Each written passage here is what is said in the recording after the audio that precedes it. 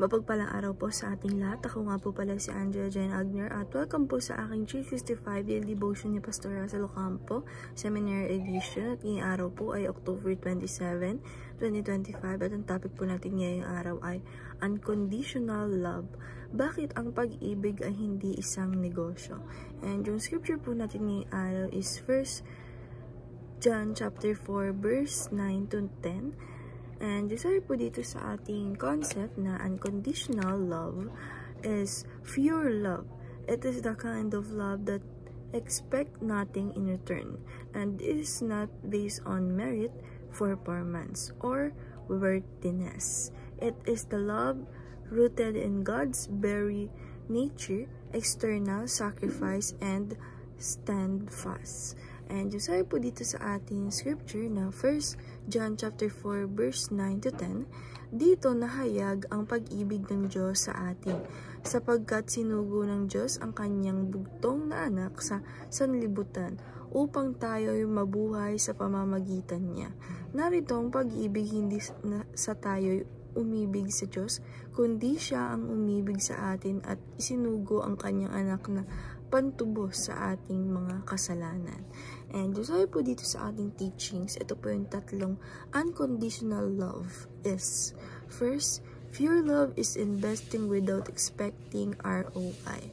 Sabi po dito na yung pure love, ito daw po yung pagmamahal na hindi kailangan ng pagbabalik sa'yo ng or pagbibigay sa'yo ng kung ano.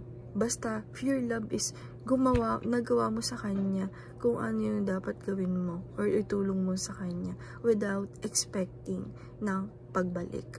And teaching number 2, pure love does not diminish due to failures. Sabi po dito na yung pure love ay hindi daw po ito diminish ng mga failures. And teaching number 3, pure love can only be outsourced from Christ. Sabi po dito na yung pure love, ito lang daw po ay makikuha natin mula sa ating Panginoong Hesukristo na inalay niya yung buhay niya para sa atin, pati na rin po sa ating Panginoong Diyos na nilaan niya yung anak niya para sa atin. And application number 1, love unconditionally and always win. Sabi po dito na yung pagmamahal lang daw po ay, ito daw po ay unconditionally and laging panalo or laging always win. And the application number 2, love despite evil intent and behavior. Sabi po dito na apply po natin sa sarili natin or sa life natin na magmahal daw po tayo in despite sa mga evil intent na yan and sa mga maling mga behavior. Tayo pa rin po ay magmahal unconditionally. And application number 3, love from the very heart of Christ. Sabi po dito na apply po natin sa sarili natin or sa life natin na tayo ay magmahal galing sa ating pinakapuso. At tayo ay magmahal ng very heart, lalong-lalo na po sa ating Panginoong Hesukristo. And dahil lang po ngayong araw, maraming salamat. God bless.